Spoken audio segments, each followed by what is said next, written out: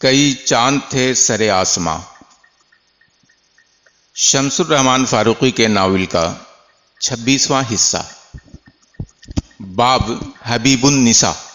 وزیر مہمان خانے پر اس شان سے پہنچی کہ اس کے دائیں بائیں دو مشل بردار دستیاں روشن کیے ہوئے تھے، اس کے آگے ایک عصا بردار تھا اور ذرا پیچھے لیکن بائیں طرف کو ایک اور عصا بردار تھا۔ مہمان سرا کے دروازے پر مشل بردار اور عصا بردار سلام کر کے رخصت ہوئے۔ مہمان سرا کیا تھی؟ اچھی خاصی محل سرا تھی، قدیم وضع کی۔ فرق صرف یہ تھا کہ اس کے گرد کوئی چار دیواری نہ تھی اور نہ ہی سامنے کوئی چمن تھا، صرف ایک روشن فوارہ رواں تھا جس کے چاروں طرف مغل طرز پر بنی ہوئی سنگ سرخ کی ستارہ صورت کیاریوں میں پھول پودے اگ رہے تھے۔ اندر روشنی ہو رہی تھی لیکن دروازہ بند تھا۔ وزیر تھوڑا ٹھٹکی تھی کہ اب کسے آواز دوں، کدھر جاؤں، کہ دروازہ بے آواز کھلا اور اندر کے ایوان کی بہت ساری روشنی باہر تک چھلک آئی۔ روشن دروازے میں ایک مغلانی کھڑی تھی۔ روشنی ان کے پیچھے ہونے کی وجہ سے وزیر کو ان کے خط و خال نظر نہ آئے، لیکن ان کا لباس خاصا شریفانہ اور نفیس معلوم ہو رہا تھا، اور عمر کے لحاظ سے وہ جوانی اور ادھیڑ پن کے بیچ کسی منزل میں تھی۔ مغلانی نے ایک قدم آگے بڑھایا، جھک کر 3 تسلیمات کیں اور بولی، خانم صاحب، اہلوں و سہلا، تشریف لائیں، بندی خدمت کو حاضر ہے۔ وزیر کی سمجھ میں ٹھیک سے نہ آیا کہ اس وقت کیا خدمت ہو سکتی تھی اور کیوں، لیکن پھر اس کے خیال میں آیا کہ یہ نواب کی خوش تدبیری اور فہمیدگی تھی کہ انہوں نے ایک معتبر اور معاملہ فہم گرہستنی قسم کی خاتون کی تعیناتی کر دی تھی کہ نئی جگہ وزیر کا دل نہ گھبرائے، اور اگر کسی چیز کو اس کا دل چاہے یا سونے سے قبل کہ اس کے کچھ معمولات ہوں تو وہ مغلانی کو بے تکلف بتا سکے۔ وزیر نے مسکرا کر مغلانی کا سلام قبول کیا اور اندر آ گئی۔ کمرے میں روشنی تھی لیکن اتنی زیادہ نہیں کہ نمائشی معلوم ہو۔ مغلانی بی نے سرخ گلبدن کا تنگ پائجامہ اور زرد سنگی کا لمبا کرتا پہن رکھا تھا۔ باریک سبز جالی کا دوپٹہ، گلے میں سونے کی زنجیر لیکن نگوں سے آری، کان میں سونے کی بالیاں اور پتے لیکن وہ بھی سادہ، نہ جڑاؤ نہ مینا کار، ہتھیلیوں اور ننگے پاؤں کے تلووں میں خوبصورت نگار، دونوں پاؤں کی 2 انگلیوں میں چاندی کے بچھوے جن کی وجہ سے پیروں پر عجب بہار، ہونٹوں پر پان کا لاکھا، دانتوں پر مجلس حیران، خاصی قبول صورت اور جامع زیب شخصیت تھی۔ چہرے بشرے پر شرافت اور نرمی کے آثار ظاہر تھے۔ ان کی عمر یہی 40 کی رہی ہوگی، لیکن 19 سالہ وزیر کو وہ خاصی عمر رسیدہ لگ رہی تھی۔ بندی کو حبیب النساء کہتے ہیں، مغلانی نے بتایا۔ بیگمات مجھے حبیبہ بلاتی ہیں، آپ چاہیں حبیبہ بلائیں یا پورے نام سے پکاریں یا کوئی اور اچھا سا نام دے دیں، میں ہر طرح راضی ہوں۔ ان کی آواز بہت صاف، شائستہ اور کچھ میواڑ کا رنگ لیے ہوئی تھی، جس میں برج کی ہلکی سی مٹھاس تھی۔ نہیں، حبیبہ بہت اچھا نام ہے، یہی میں بھی پکاروں گی۔ حبیبہ نے ایک بڑی آرام سندلی کی طرف اشارہ کر کے کہا، جی چاہے تو ذرا کی ذرا یہاں تشریف رکھیں، میں آپ کی جوتیاں اتار دوں اور تلووں ہتھیلیوں کی چمپی کر دوں۔ وزیر ایک لمحے کو ہچکچائی۔ چمپی والیاں جے پور میں بھی تھیں لیکن مقرری ملازم نہ تھیں، اور مغلانی بی کی طرح کا خیال اور لحاظ تو کوئی بھی نہ جانتی تھی۔ وزیر کو اچانک تکان اور اپنے جسم میں ڈھیلے پن کا احساس ہوا۔ اسے خیال آیا کہ نواب کے ساتھ ساری شام بظاہر چاہے جتنی خوشگوار گزری ہو، لیکن اندر اندر، یعنی کم از کم اس کے دل و جان کے اندر تناؤ بہت تھے۔ اب وہ صحبت ختم ہوئی تو بہت ساری تھکن اور ایک طرح کی بے لطفی کی دیوار سی اس پر آ گری تھی۔ اس نے کمرے پر طائرانہ نظر ڈالی۔ متوسط سے کچھ زیادہ لمبائی چوڑائی کا کمرہ تھا۔ ایک سرے پر بھاری آبنوسی پلنگ، جس کے بڑے بڑے موٹے پائے شیشم کے تھے اور ان پر چاندی اور پیتل کا ہلکا کام تھا۔ چھپر کھٹ کے طور پر استعمال کرنے کی سہولت کے لیے اس کے چاروں کونوں پر آبنوسی ڈنڈے اور پٹیاں لگی ہوئی تھیں۔ پٹیوں پر سبز پوت کے پردے پڑے ہوئے تھے۔ پلنگ کی اونچائی عام دہلوی طرز کے پلنگوں سے زیادہ اور راجپوتانہ کے نوابی یا مہاراجے پلنگوں کی طرز پر تھی۔ پلنگ پر پاؤں رکھنے کے لیے نیچی چوڑی سی گدے دار قدم گاہ تھی، جس کے گدے پر اطلس مڑھا ہوا تھا۔ قدم گاہ کا لفظ اس کے ذہن میں یوں ہی یا شاید میر کے ایک مصرے کی مناسبت سے گونج اٹھا تھا، گلستاں کسوں کی قدم گاہ ہے، ورنہ راجپوتانے میں اسے پاودان اور دلی میں پائیدان کہتے تھے۔ وزیر کے بالکل سامنے دیوار سے لگی ہوئی ایک بڑی سی آرام چوکی یا صندلی تھی، کچھ انگریزی اور کچھ ہندوستانی وضع کی، جس پر مخمل کے گدے پڑے ہوئے تھے، بھاری پائے لیکن نقش و نگار سے خالی۔ دونوں طرف چوڑے چوڑے بازو، اتنے چوڑے کہ ان پر پیالہ یا تھالی رکھی جا سکتی تھی۔ پورے کمرے میں نیلے سبز قالینوں کا فرش تھا۔ آرام چوکی کے قریب اگالدان اور سلاپچی نیچی تپائیوں پر رکھے ہوئے تھے۔ کمرے میں جگہ جگہ فرشی اور چھتگیر فانوس روشن تھے، لیکن سب کے کمل سبز تھے، اس لیے روشنی نہایت ٹھنڈی اور آنکھوں کے لیے سکون بخش تھی۔ شمامت العنبر کی لطیف خوشبو اس احساس برودت و طمانینت کو اور بھی افزوں کر رہی تھی۔ ستمبر کے اوائل تھے، اس لیے موسم کچھ ٹھنڈا ہو چلا تھا، لیکن پنکھے کی ضرورت پھر بھی تھی۔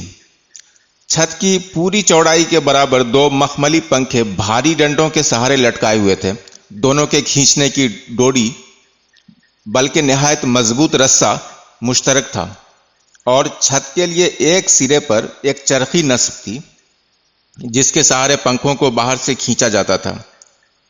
پلنگ کے پاس پرلی طرف ایک لمبی سی نیچی میز، جس پر کچھ کتابیں، کچھ مشروبات، پانوں کا خاصدان اور چاندی کا شمعدان تھا، جس کی شمعیں ابھی روشن نہ تھیں، لیکن دیا سلائی پاس میں رکھی تھی۔ آرام چوکی اور پلنگ کے درمیان ورلی طرف ایک میز پر چاندی کے الائچی دان، ایک اور خاص دان اور ایک سنہری تشتری تھی، جس میں سنہری گلوریاں لگی ہوئی تھیں۔ ایک لمبی بڑی تھالی میں موسم کے پھل سجے ہوئے، ان کے بیچ میں کابل کا سردا نمایاں تھا۔ اس کشتی کے سامنے چاندی کی چھوٹی غوریاں اور انگریزی پھل کا ایک فاکہہ تراش تھا، جس کی بینٹ پر سونے کی نازک نقاشی کی ہوئی تھی۔ کمرے میں ان چیزوں کے علاوہ ایک دو سادہ مگر خوشنما صندلیوں کے سوا اور کوئی شے اسباب و لوازمات میں سے نہ تھی۔ آرام چوکی پہ بیٹھتے ہی وزیر کی پیٹھ خود بخود کرسی کی پشت سے لگ گئی۔ اس نے بالکل بے ارادہ طور پر اپنے پاؤں پھیلا دیے اور ہاتھوں کو دونوں چوڑے ہتھوں پر ڈال دیا۔ بڑی صندلی میں وہ چھوٹی سی گڑیا سی لگ رہی تھی، اور اس کے چہرے پر اس وقت گڑیوں ہی جیسی نرمی اور نزاکت تھی۔ اس نے حبیبہ کو اب ذرا غور سے دیکھا۔ کچھ ہلکی گرم خوشگوار لہریں سی اس کے بدن سے پھوٹ رہی تھیں۔ ان لہروں میں وزیر کے لیے تعظیم، تواضع، مان سمان کے علاوہ کچھ محبت اور کچھ جذبہ ملکیت کی بھی خوشبو تھی۔ گویا حبیب النساء کی نظر میں وزیر خانم کوئی اجنبی، ایک رات کی یا چند شب و روز کی مہمان نہ تھی، بلکہ اس کی بیٹی یا پالی پوسی لڑکی تھی، اور اس کے یہ رتبے اسے بہت مسرور کر رہے ہوں۔ حبیب النساء اس وقت وزیر کو ایسی نگاہوں سے دیکھ رہی تھی جن کے ذرے ذرے میں اپنائیت، گھمنڈ اور محبت کے جگنو روشن تھے۔ ایسا کیوں ہے؟ وزیر نے سوچا۔ حبیبہ کو تو میں نے آج ہی دیکھا ہے، اب تک تو میں اس کے وجود سے واقف بھی نہ تھی، اور خود حبیبہ نے میرا نام سنا ہو تو سنا ہو، لیکن مجھے دیکھا تو کبھی نہ تھا۔ اور اگر نواب میرے ساتھ 2-4-10 دن کا خانگی معاملہ کرنا چاہتے ہیں تو ایسی مغلانی کو میری خدمت پر کیوں بھیجا ہے جو مجھے اس قدر لگاؤ سے دیکھ رہی ہے؟ گویا میں اس کی کوئی لگتی ہوں۔ وزیر کا جی اچانک گھبرانے لگا۔ آخر یہ کیا اسرار ہے؟ میں یہاں کہاں آ گئی ہوں؟ وزیر کے چہرے پر تقدر کے آثار اگرچہ خفیف تھے، لیکن حبیبہ نے انہیں پڑھ لیا۔ وہ ہلکے سے ہنس کر آگے بڑھی۔ وزیر کے ماتھے کا پسینہ اس نے اپنے آنچل سے خشک کیا اور اس کی بلائیں لے کر بولی، واری جاؤں؟ میری بیگم کو کاہے کا تردد ہے؟ میں تو جانوں بہت تھک گئی ہیں، اور تو کوئی بات نہیں، ایک امبری بیڑا کھا لیجئے، طبیعت ٹھہر جائے گی اور طاقت بھی آ جائے گی۔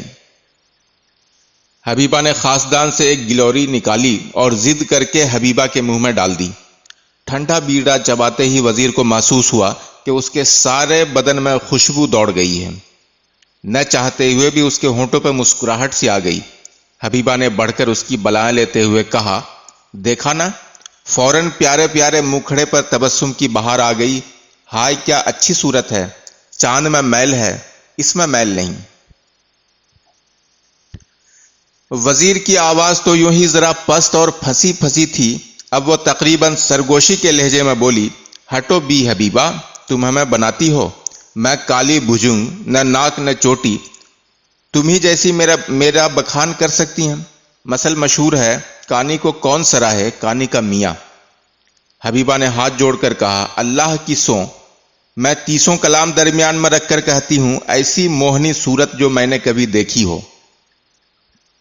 یہ کہتے ہوئے وہ وزیر کے پیچھے آ کر اس کی پیشانی اور پپوٹوں پر انگلیاں دوڑانے لگی، جیسے تتلیاں پھڑپھڑا رہی ہوں، جیسے پھول سنگھی اپنے برو پال لرزا لرزا کر پھولوں کا عرق پی رہی ہو۔ وزیر کو غیر معمولی راحت کا احساس ہوا، اس کی آنکھیں آپ سے آپ بند ہوتی چلی گئیں۔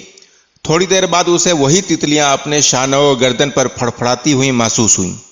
اسے نیند سی آ گئی اور اسے یہ نہ معلوم ہوا کہ حبیبہ کے ہاتھ کب اس کی کمر، پھر رانوں، پھر پاؤں کے تلووں سے ہو کر اس کے بازوؤں اور ہتھیلیوں اور انگلیوں تک پہنچے۔ کچھ دیر بعد انگلیاں چٹکانے کی ہلکی ہلکی آواز اور نرم جھٹکوں سے اس کی آنکھ کھلی۔ اب اسے وہ کمرہ اپنے گھر جیسا مانوس لگنے لگا۔ حبیب النساء کا نرم چہرہ اسے دائی کی طرح شفیق اور مشاطہ کی طرح لحاظ آگیں اور ماہرانہ معلوم ہو رہا تھا۔ حبیب النساء کی مسکراہٹ اس قدر رازدارانہ، گھریلو اور دل آویز تھی کہ وزیر کا جی چاہا ہاتھ پکڑ کر اسے اپنے ساتھ بٹھا لیجئے۔ لیکن حبیبہ نے جیسے ہی دیکھا کہ وزیر جاگ پڑی ہے تو وہ ایک پردے کے پیچھے کہیں غائب ہو گئی۔ تب وزیر کو خیال آیا کہ کمرے کے ساتھ آبدار خانہ، غسل خانہ، صحت خانہ بھی تو ہوں گے۔ حبیبہ شاید آبدار خانے میں گئی ہے۔ 2-4 پل بعد حبیبہ واپس آئی تو وزیر نے دیکھا کہ اس کا گمان صحیح تھا۔ حبیبہ کے ہاتھ میں 2 بھیگے ہوئے رومال تھے جن سے ہلکی ہلکی بھاپ اٹھ رہی تھی۔ حبیبہ نے نہایت چابک دستی سے اور سبک ہاتھوں سے، لیکن اس طرح کے پسینے اور غبار کا کوئی شائبہ یا ان کے باعث کوئی کسل ہو تو وہ صاف ہو جائے، وزیر کے منہ اور گردن اور شانوں اور دست و پا پر وہ نیم گرم دستمال پھیرے۔ ان میں اگر کے عطر کی مہک تھی جو ایک بار تو کچھ بھاری اور تمباکو آلودہ معلوم ہوئی، لیکن فوراً بہت ہی ہلکی اور مفرح محسوس ہونے لگی۔ تازگی کا احساس وزیر کے بدن میں پھر اوت کر آیا۔ اس دروازے کے پیچھے آبدار خانہ ہے، حبیبہ نے اشارہ کر کے کہا، اور اسی سے متصل وہ صحت خانہ بھی ہے۔ آپ غسل فرمانا یا چوکی پر جانا چاہیں تو ارشاد فرمائیں، بندی خدمت کو حاضر ہے، حاجت ہو تو ہلکے ہلکے پیٹھ مل دوں گی۔ وہ مسکرائی، اتنی نازک تو پشت ہے۔ مارسٹن بلیک کے ساتھ رہتے رہتے وزیر نے کچھ باتیں سیکھ یا سمجھ لی تھیں، مثلاً یہ کہ کبھی کبھی وزیر کے غسل کرنے میں مارسٹن بلیک اس کے آبدار خانے میں آ جاتا تھا۔ کبھی کبھی وہ اس کی پشت یا دست و پا کی مالش بھی کر دیتا تھا، اور اس کے ساتھ وہ وزیر کے عمومی حسن و جمال یا کسی عضو بدن کی خوب ستائشیں کرتا تھا۔ وزیر جانتی تھی کہ فرنگی مرد عورت بعض اوقات اکٹھا غسل بھی کر لیتے ہیں، لیکن عموماً یہ معیوب سمجھا جاتا ہے۔ ہندوستانی بیگمات کو تو ان کی خواص یا مشاطہ غسل کراتی تھی، لیکن اس معاملے میں وزیر نے بیگماتی طور نہ اختیار کیے تھے۔ وہ ہمیشہ تنہا نہاتی تھی، اور عموماً اوپر اور نیچے 2 ہلکے کپڑے، مثلاً ململ کی چھوٹی کرتی اور ڈھیلا پاجامہ یا کبھی کبھی راجپوتانی لہنگا پہنے رہتی تھی۔ چوکی پر کسی سے لوٹا رکھوانا یا ہاتھ دھلوانے میں کسی سے مدد لینا اسے بالکل گوارا نہ تھا۔ چوکی پر بیٹھے ہوئے کسی سے پیٹھ ملوانا، توبہ ہے، ایسا تو میں نے انگریزوں میں بھی نہیں دیکھا۔ ان رئیسوں کے طور نرالے ہیں۔ چوکی پر جانے کی وزیر کو یوں بھی اس وقت کچھ حاجت نہ تھی کہ شرفا کی لڑکیوں کی طرح اسے بھی خود کو بہت دیر تک روکے رہنا یا روکے رکھنا سکھایا گیا تھا۔ نہیں نہیں، میں خود ہی منہ دھو لوں گی حبیبہ، تم کچھ تردد نہ کرو۔ اس نے انکار تو ضرور ذرا سختی سے کیا، لیکن اپنی اس دلبرانہ مسکراہٹ کے ساتھ جو ولیم فریزر، مرزا غالب اور فینی پارس کے دل کو یکساں موم کر لیتی تھی۔ حبیب النساء تو اس تبسم پر دل ہی دل میں قربان ہو گئی۔ اچھا تو تشریف لے چلیے، میں آفتابہ تھامے رہوں گی، آپ جی کھول کر دونوں ہاتھوں سے منہ پر چھپاکے مار لیجیے گا۔ اے بی حبیب النساء، تم آفتابہ تھامتے تھامتے کہیں آفتابہ نہ کھا بیٹھو، ہاتھ سے چھوٹ جائے۔ بی بی صاحب کو ضلع بولنے میں خاص ملکہ ہے، کیوں نہ ہو، دلوں کی بھی تو ملکہ ہیں۔ ملکہ وہ جس کا کوئی ملک ہو، جس کا کوئی ملک ہو، یہاں تو بس ایک دو تنگ کوٹھریاں اور کپڑوں کے 4 شکستہ جوڑے اپنی ملک ہیں۔ اللہ آپ کا سکہ ملکوں ملکوں چلیں، زبان کا خزانہ ہے کہ خرچ ہی ہونے میں نہیں آتا۔ وزیر ہنستی ہوئی اٹھی، اس نے حبیبہ کے گال پر ہلکی سی چپت لگائی، گویا اس کا گال تھپ تھپا دیا۔ اس وقت نہ جانے کیوں حبیب النساء اتنی عمر رسیدہ نہ لگ رہی تھی جتنی نگاہ اولی میں لگی تھی۔ اس وقت تو وہ اسے بڑی کی ہمجولی معلوم ہو رہی تھی اور اس کے چہرے پر روشنی بھی کچھ ایسی ہی تھی۔ حبیبہ نے وزیر کا ہاتھ پکڑ کر اپنے سینے سے لگایا، پھر اپنے دونوں ہاتھوں سے اپنے کلوں پر ہلکی ہلکی چپتیں مار کر بولی، ہائے اللہ، میری اتنی ہمت کہ آپ کا ہاتھ اپنے سینے سے لگا سکوں۔ زیادہ باتیں بناؤ گی تو 1-2 چپتیں اور کھاؤ گی حبیبہ۔ اچھا، میں منہ دھونے اور دانت مانجنے چلی، ابھی آتی ہوں۔ رات کو سونے سے پہلے دانت مانجنے کی عادت اسے مارسٹن بلیک کی صحبت میں پڑی تھی۔ وزیر ابھی آبدار خانے کے دروازے کی طرف مڑی ہی تھی کہ کسی نے اس کا دوپٹہ پکڑ کر آہستگی سے کھینچا۔ اس نے گردن ذرا موڑ کر دیکھا، حبیبہ اس کی طرف ملتجی نگاہوں سے دیکھ رہی تھی۔ کیوں، کیا ہوا؟ وزیر ذرا تیز لہجے میں بولی۔ اسے شبہ ہو رہا تھا کہ حبیبہ بھی چاہتی ہے کہ وہ بھی آبدار خانے میں اس کے ساتھ چلے، اور یہ وزیر کو ہرگز گوارا نہ تھا۔ خانم صاحب، میں آپ کا لباس بدلوا دوں؟ حبیبہ نے سر جھکا کر کہا۔ لباس بدلوا دوں؟ وزیر ایک لمحے کے لیے گڑبڑائی۔ مارسٹن بلیک کے ساتھ رہ کر اسے یہ معلوم ہو گیا تھا کہ فرنگی عورتوں کا لباس شب خوابی الگ ہوتا ہے، جسے وہ نائٹ گون یعنی نائٹ گون کہتی ہیں۔ یہ لمبا سا کرتا تھا، موسم کے لحاظ سے سوتی یا ریشمی یا اونی، اس میں تکمے ہوتے بھی تھے اور نہیں بھی۔ سامنے سے سارا کھلا رہتا، اسے تکموں سے بند کر لیتے یا پیٹی سے باندھ لیتے تھے۔ نائٹ گون کے نیچے عورتیں کچھ نہ پہنتی، یہ اسے بڑی بے حیائی معلوم ہوتی، لیکن مارسٹن بلیک کے اصرار پر وہ اس کی بھی خوگر ہو گئی تھی۔ مرد عام طور پر ایک لمبی سی ایبا نما چیز پہن کر سوتے تھے، اس فرق کے ساتھ کہ اس میں پائنچے بھی ہوتے تھے، گویا ایک ڈھیلے ڈھالے کرتے کو ایک ڈھیلے ڈھالے پائجامے کے ساتھ جوڑ دیا گیا۔ یہ بھی سامنے سے کھلا رہتا تھا، اس میں گھنٹی یا تکما شازی ہوتا تھا۔ مارسٹن بلیک اسے نائٹ شرٹ اور کبھی کبھی نائٹ گون ہی کہتا تھا۔ ہندوستان کے عام شرفا کی عورتیں دن ہی کے کپڑے رات کو بھی پہنے رہتی تھیں، الا ایسے دنوں میں جب شادی بیاہ یا ایسی ہی کسی رسم کا موقع ہوتا، اس وقت بھاری کپڑے پہنے جاتے، اور ایسی صورت میں شب خوابی کے وقت دن کے بھاری کپڑے اتار کر روزمرہ کے کپڑے پہن لیے جاتے تھے۔ عام جوڑا 2-3 دن پہن کر دھوبی کو دے دیا جاتا تھا یا گھر میں دھلوا لیا جاتا تھا۔ طبقہ عمرہ کی بیگمات دن رات ایک ہی کپڑا پہنتی، بھاری ہلکے جوڑے کی تشخیص نہ تھی، ان کے کپڑے دھوبی کے یہاں نہیں جاتے تھے۔ بیگمات ہمیشہ نئے کپڑے پہنتی اور 4 یا 5 یا حد سے حد 7 دن بعد وہ کپڑے اتار کر دائی، ماما، چھوچھو وغیرہ میں تقسیم کر دیے جاتے۔ بیگم پھر نیا جوڑا پہن لیتی اور دن رات اسے پہنے رہتی تا آکے اس کے اتارنے کا دن نہ آ جاتا۔ وزیر خانم نے مارسٹن بلیک کے اصرار پر شب خوابی کے کپڑے پہننے شروع تو کر دیے تھے، لیکن وہ نائٹ گون نہ پہنتی تھی۔ ہندوستانی طرز کا کرتا پاجامہ دوپٹہ موسم کے مناسب کپڑے کا پہن لیتی، سوتے میں دوپٹہ اتار دیا جاتا، لیکن رات کو کبھی اٹھنا ہوتا تو وہ دوپٹہ پھر اوڑھ لیتی تھی۔ آج نواب شمس الدین احمد کی دعوت میں جو بہت خاص کپڑے وہ پہن کر آئی تھی، ان میں سو رہنا تو غیر ممکن تھا۔ کہ کپڑے پھٹ جاتے یا ستیہ ناش ہو جاتے۔ پھر ایسی حالت میں گھر کو واپسی محال تھی، لیکن دن کے معمولی کپڑے یہاں اپنے ساتھ لانے کا بھی کوئی سوال نہ تھا۔ بے حیائی کے علاوہ اس میں ایک طرح کی منصوبہ بازی بھی نظر آتی تھی جو اسے نواب کی نظروں میں سبک کر سکتی تھی۔ جب آج رات یہاں ٹھہرنا طے ہو گیا تو اس کے دل میں خدشے تھے کہ اکیلے سونا ہے یا نواب بھی شریک خواب ہوں گے۔ دونوں صورتوں میں کپڑوں کی کئی طرح کی خرابی متصور تھی، اور اغلب یہی تھا کہ اسے نواب کی شریک شبستہ ہونا پڑے گا۔ اس نے سوچ لیا تھا کہ اوپری کپڑے اتار کر زیر جاموں میں سو رہوں گی۔ اب جب حبیب النساء نے لباس بدلوانے کی بات کہی تو وہ ٹھٹکی۔ شاید حبیب النساء اپنے کپڑے اسے پہنا دے گی، تو کیا اسے معلوم تھا کہ میں رات رہنے کے لیے آ رہی ہوں؟ نہ صحیح، لیکن یہ اس کی پیش بینی تھی کہ اس نے شب خوابی کے کپڑوں کے لیے بھی کچھ سینتاؤ کر لیا تھا۔ لباس بدلوانے کا کچھ اہتمام ہے کیا؟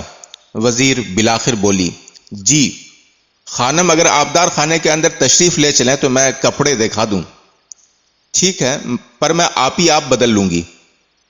بہت بہتر، جیسا آپ فرمائیں۔ حبیبہ کچھ مسکرائی۔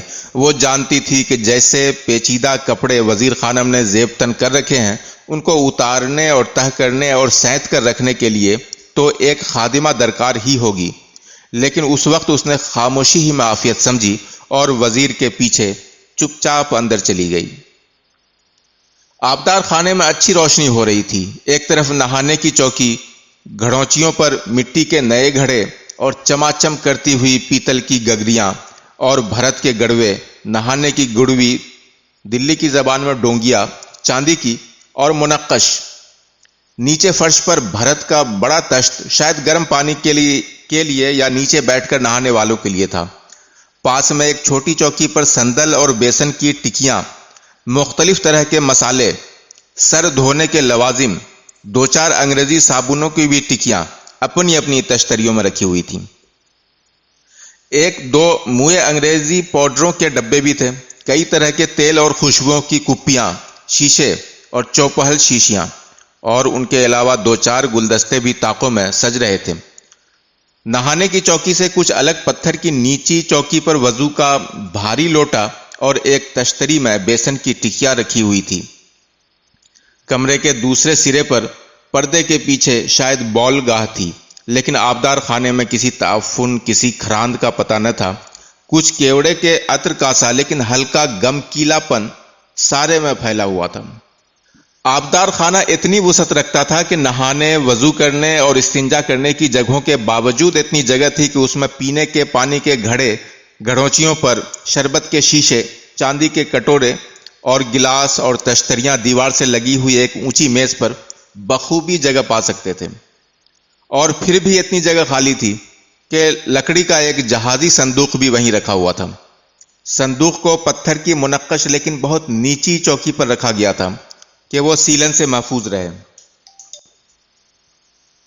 اور اسے کھولنے والے کے لیے کوئی مشکل بھی نہ ہو۔ صندوق کے سامنے راجپوتانی طرز کی دو اونچی سیدھی پشت کی اور ذرا تنگ کرسیاں تھیں تاکہ بیٹھ کر تبدیل لباس کرنے والے کو آسانی ہو۔ کرسیوں کی مخالف دیوار پر ایک بدن نما آئینہ تصویر تھا۔ اس کی تصویریں زیادہ تر پھول پتیوں اور حسین لڑکوں لڑکیوں کی تھیں۔ آئینہ اتنا بڑا تھا کہ اس میں کمرے کا بڑا حصہ بخوبی منعکس تھا اور اس کا شیشہ بے حد سچا تھا، یعنی وہ اپنے دیکھنے والے کے عکس کو بگاڑتا بالکل نہ تھا۔ وزیر جس طرح کے کپڑے پہنے ہوئی تھی، انہیں پہنے منہ دھونا اسی وقت ممکن تھا کہ کپڑوں کے بھیگنے کی پرواہ ہرگز نہ کی جائے۔ بہتر تو یہی تھا کہ کپڑے اتار دیے جائیں اور صرف زیر جامے پہنے پانی کو ہاتھ لگائے جائے۔ حبیب النساء نے آگے بڑھ کر صندوق کھولا۔ پہلا کپڑا جو اس نے نکالا وہ زرد رنگ کی ریشمی ململ کا 6 گزا دوپٹہ تھا۔ اس کے بعد اس نے اودے رنگ کی بھاگل پوری ریشم کا ایک بہت ڈھیلا ڈھالا پاجامہ نکالا، بالکل سادہ۔ کپڑا اس قدر ہلکا تھا کہ وزیر نے اسے ہاتھ میں لیا تو اسے لگا کہ پاجامے کا وزن دوپٹے کے وزن سے زیادہ نہیں ہے۔ مقصود یہی تھا کہ شب خوابی کا لباس ہلکا ہونا چاہیے۔ غالباً اسی لیے اس پہ گوٹا، ٹھپا، کناری تو کیا ہلکی پیمک بھی نہ تھی۔ سب سے آخر میں حبیبہ نے دوپٹے ہی کے رنگ کی پھولام کا ایک ڈھیلا کرتا نکالا. پورے کرتے پر چمپئی رنگ کے پھول تھے لیکن بہت گھنے نہیں. گریبان اونچا تھا لیکن گلے میں تکما نہ تھا اور گلا سامنے سے کھلا ہوا تھا. وزیر کا دل ان کپڑوں کو دیکھ کر للچایا کہ ایسے لباسوں میں سونے کے لیے کس کا دل نہ چاہے گا. وہ بار بار کرتے اور دوپٹے کو اٹھا کر اپنے بدن پر لگاتی اور ان کی پھبن دیکھتی. نیچے پہننے کے لیے چھوٹے کپڑے بھی حاضر کروں؟ حبیبہ نے پوچھا. جب وزیر نے جواب دیا کہ چھوٹے کپڑوں کی کچھ حاجت نہیں تو حبیبہ نے اس کی طرف کچھ معنی خیز نگاہوں سے دیکھا. گویا پوچھ رہی ہو کہ کپڑے اتارنے میں کچھ مدد کر سکتی ہوں کہ نہیں، یا پھر یہ کہہ رہی ہو کہ پردے کے پیچھے تشریف لے جانا ہو تو کپڑے اتارنے ہی پڑیں گے. وزیر کا تذبذب اس کے چہرے سے عیاں تھا، لیکن چونکہ اس میں قوت فیصلہ بہت تھی اس لیے یہ صورتحال دیر تک نہ رہی. وہ فوراً ہی کرسی پر بیٹھ کر بولی، چلیے کہاں سے شروع کریں؟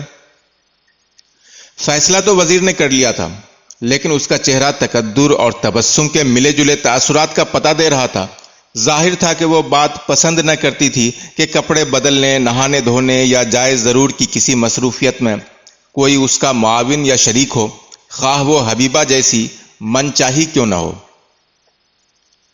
آہستہ آہستہ کر کے حبیبہ نے وزیر کے سارے اوپری کپڑے اتارے. دو ایک کو تو وہ بدقت یا بآسانی تہہ کر کے صندوق میں رکھ سکی، لیکن باقی ایسے تھے کہ انہیں تہہ کرنا اس کے لیے ممکن نہ تھا، یا شاید وہ تہہ کیے جانے والے کپڑے تھے بھی نہیں. ایسے سب کپڑے حبیبہ نے نہایت احتیاط سے گویا پھونک پھونک کر اٹھائے اور وہیں آبدار خانے کی برنجی کھوٹیوں پر لٹکا دیے. پھر اس نے وزیر کا منہ، ہاتھ پاؤں دھلائے، پھر انہیں نرم اور ہلکے سے معطر دستمال سے خشک کیا. وزیر کی پتلی کمر، بھاری کولہے اور نمایاں گات اب اور بھی نمایاں ہو گئی تھی. ایسا لگتا تھا کولہوں کا وزن گات کو سنبھالے ہوئے ہے، ورنہ یہ کامنی جیسی بیبیاں چلتی تو پاؤں رکھتی کہیں اور، پڑتا کہیں اور.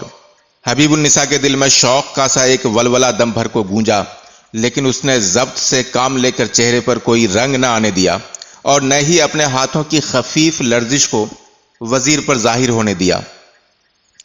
اس نے یہ بھی محسوس کیا کہ اب اگر وہ ٹھہرے گی تو یہ وزیر کی خفگی کا باعث ہوگا. وہ سلام کر کے بولی، میں باہر ٹھہرتی ہوں سرکار، جب چاہیں آواز دے لیں. نہ چاہتے ہوئے بھی وزیر کی پیشانی پر ہلکی سی شکن آئی. حبیب النساء کا اب کیا کام ہوگا جو وہ اپنے واپس بلائے جانے کا اشارہ کر رہی ہے. وزیر بھی بہرحال اپنے تاثرات قلب کو مستور رکھنے میں مہارت رکھتی تھی، بلکہ وہ اس فن میں حبیبہ سے بھی کچھ زیادہ ماہر تھی. حبیب النساء نے نوکری کے باعث چاکری کے آداب سیکھے اور ان پر عمل کیا تو وزیر نے محبت سے لے کر ابا اور کراہیت تک کے سب مدارج اور ماحول جھیلے تھے. لہذا وزیر نے اس خفیف سی کراہت کو جو اس کے دل میں کہیں پیدا ہو رہی تھی پرے جھٹک کر کہا، بہت خوب، اور اپنے کپڑوں اور آبدار خانے کے سامان کی طرف متوجہ ہو گئی. حبیب النساء کے جاتے ہی وزیر نے اپنے زیر جامے سب اتارے اور اٹھ کر پردے کے پیچھے جانا چاہتی تھی کہ اس کی نظر آئینے بدن نما پر پڑی جس میں وہ پوری کی پوری دکھائی دے رہی تھی جیسی کہ وہ تھی. وہ ایک لمحے کے لیے چونکی، پھر ٹھٹک گئی کہ اس کے بدن کے سارے نشیب و فراز، حتیٰ کہ کوہ زہرہ کا ارتفاع اور اس پر اگتا ہوا خفیف سا سبزہ بھی، ہر چیز صاف نظر آ رہی تھی. گویا اس کے بدن سے روشنی پھوٹ رہی ہو اور وہ روشنی آئینے کی صفا اور ایضاح کو دو ایک درجہ اور بلند کر رہی ہو. اس کے بدن سے کہیں بھی گمان نہ گزرتا تھا کہ وہ 2 بچوں کی ماں بن چکی ہے. اس کے پیٹ پر کھینچاؤ کے وہ نشان بھی نہ تھے جو اکثر عورتوں کے یہاں زچگی کے بعد پیدا ہو جاتے ہیں. رانیں گویا کمہار کے چاک سے اتار کر دھوپ میں سکھائی گئی ہوں. ایڑیوں اور تلووں کا گلابی پن پاؤں کے پنجوں اور ٹخنوں کے ہلکے گلابی جامنی سانولے پن کی رونق کو بڑھا رہا تھا. پیٹ بالکل مسطح، گردن بالکل سیدھی اور سڈول، شربتی آنکھوں میں شمعوں کی جگمگاہٹ یوں تھی جیسے نازک بلوری قمقموں میں ارغوانی شراب بھر کر ان کے پیچھے قندیل روشن کر دی گئی ہو. اچانک اس کا دل بھر آیا. بلاک صاحب کے سوا کسی نے اسے نہ دیکھا تھا، اور جس طرح وہ آئینہ اسے دیکھ رہا تھا اس طرح تو بلاک صاحب بھی نہ دیکھتے ہوں گے، اور آج اسے کوئی اور دیکھے گا۔ وہ ہزار راحتیں جاں سہی، لیکن وہ پہلا نہ تھا۔ اس کی آنکھیں چھلکنے لگی۔ اس کو لگا کہ اس کے بدن کی ساری قوت جو حبیب النساء کی پرداخت و صیانت نے پیدا کی تھی کسی کنویں میں اتر گئی ہے۔ کرسی پر بے ارادہ گر کر اس نے زانو پر زانو رکھ لیا، اس طرح کہ اس کا وسطی بدن بالکل پوشیدہ ہو گیا تھا۔ رانوں کے بیچ کوہ زہرہ پر تختہ صندل بالکل چھپ گیا تھا، اور رانوں کے اتصال نے پیٹ اور پیڑو کے درمیان ایک نئی اور ذرا گہری تکون سی بنا ڈالی تھی۔ اس نے سر جھکا لیا۔ اب وہ آئینے میں نہیں، اپنے دل میں خود کو دیکھ رہی تھی۔ وہ اس ناتجربہ کار لیکن اپنی منمانی کرنے پر مستحکم لڑکی کو دیکھ رہی تھی، جس کے بدن کے سارے اسرار اور روح کے بہت سے اسرار ایک کرسٹان فرنگی بدیسی نے اس پر اس انداز سے افشا کیے تھے گویا وہ اس پرائے مرد ہی پر نازل ہوئے ہوں، اور پھر سب کچھ اس کے لیے حق الیقین بن گیا تھا۔ وہ مارسٹن بلیک کے لیے روئی کہ آج اس پر یہ بات پوری طرح ثابت ہو گئی تھی کہ کوئی تا قیامت نہیں جیتا، اور مرنے والے کبھی لوٹ کر نہیں آتے۔ اس کی آنکھوں سے ٹپ ٹپ آنسو گرنے لگے۔ وہ سر جھکائے چپ چاپ روتی رہی، اور اس کے آنسو چھاتیوں کی ڈھلان سے ہو کر اس تکونے سبوچے میں جمع ہوتے رہے جو ٹانگ پر ٹانگ رکھ لینے کے باعث اس کے پیٹ اور پیڑو کے درمیان بن گیا تھا۔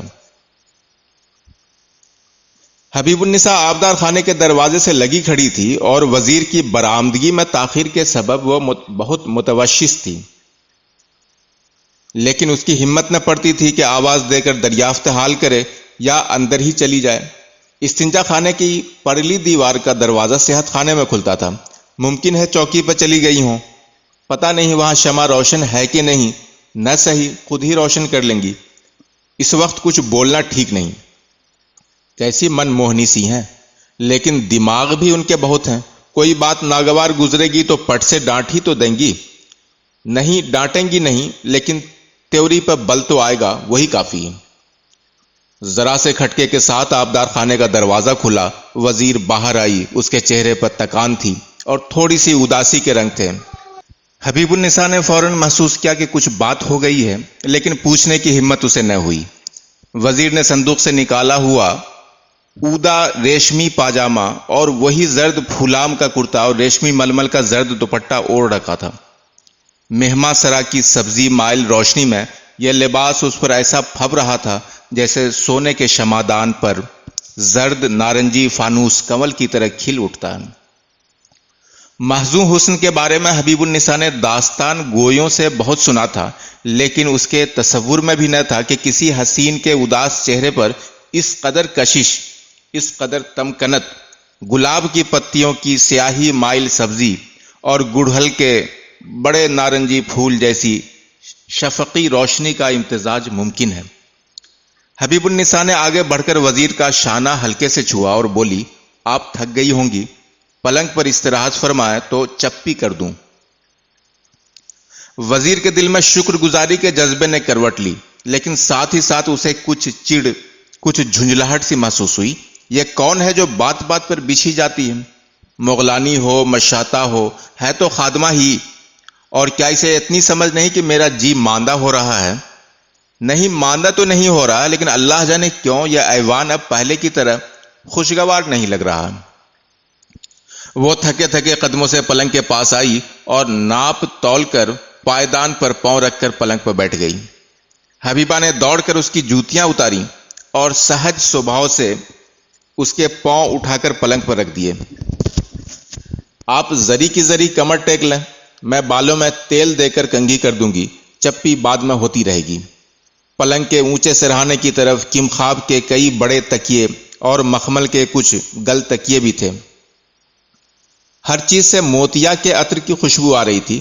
وزیر نے پلنگ پر اوپر کھسک کر تکیوں سے سر ٹکا لیا اور آنکھیں بند کر لیں۔ کون سا تیل پسند کریں گی؟ جون پوری گل روغن، کابلی روغن بادام، بنگالے کا دریائی نارجیل، اس میں تھوڑی سی کافور اور زنجبیل کی آمیزش ہے، یا اے ہے بی حبیبہ، اب بس بھی کرو، تم تو پورا طبلہ عطار ہی اٹھائے پھرتی ہو، چلو کچھ بھی لگا دو، گل روغن ہی صحیح۔ حبیبہ لپک کر آبدار خانے سے تیل کی کپی اٹھا لائی۔ تیل کی چند بوندیں ہاتھ پہ لے کر اس نے دونوں ہتھولیوں کو آہستہ سے ملا اور وزیر کے سر پر انگلیاں رکھ دیں۔ تیل لگانے یا مالش کرنے کے بجائے وہ وزیر کے بالوں میں انگلیوں سے کنگھی کرنے لگی۔ وزیر کی آنکھیں فرط راحت سے بند ہونے لگیں۔ ابھی چوتھائی گھڑی بھی نہ گزری تھی کہ اس کے اندر کا تناؤ یوں زائل ہونے لگا جیسے بٹے ہوئے ریشم کے بل کھلتے ہیں۔ اس نے لطف اور آسائش سے بھری ہوئی ہلکی سی سسکی لی اور دونوں پاؤں جو اس نے اب تک زانوؤں تک موڑ رکھے تھے پلنگ پر پھیلا دیے، اور قریب تھا کہ وہ سو جائے، لیکن اچانک وہ اندر ہی اندر چونک پڑی۔ میں یہاں کہاں ہوں؟ یہ تو لوہاروں والوں کی حویلی ہے، میرا اس طرح سو جانا غیر مناسب ہے۔ اس نے نینداسی آنکھیں کھولیں اور حبیبہ کی طرف دیکھا۔ اس کا جی چاہا حبیبہ سے پوچھوں، تم یہاں کب سے ہو، کہاں سے آئی تھیں؟ نواب کی کسی بیگم کی مغلانی تو نہیں ہو سکتی؟ شاید ان کی والدہ کے ساتھ رہی ہو اور اب ان کے مرنے کے بعد نواب کے یہاں کسی حیثیت سے نوکر ہو۔ انہوں نے تمہیں یہاں بھیجا تو وہ تم سے بہت اتحاد رکھتے ہوں گے اور دل سے اعتماد کرتے ہوں گے، لیکن پھر اس نے سوچا پہلی ملاقات میں بے تکلف سوالات پوچھنا ٹھیک نہیں۔ اگر یہاں تعلق قائم رہا تو سب باتیں معلوم ہو جائیں گی، ورنہ پھر مجھے ان کے بارے میں آگاہی ہو یا نہ ہو سب ایک ہے۔ حبیب النساء نے دیکھا کہ اب وزیر خانم کے چہرے پر سکون بلکہ بشاشت کے آثار ہیں۔ اس نے کہا، خانم اگر آرام کرنا چاہیں تو بسم اللہ، آپ کو تکان بھی ہے، میں اب اجازت چاہتی ہوں۔ پھر وہ ایک لہجہ رک کر بولی، نواب صاحب کے لیے کیا وقت مناسب ہوگا، انہیں خبر کر دوں؟ باقی آئندہ۔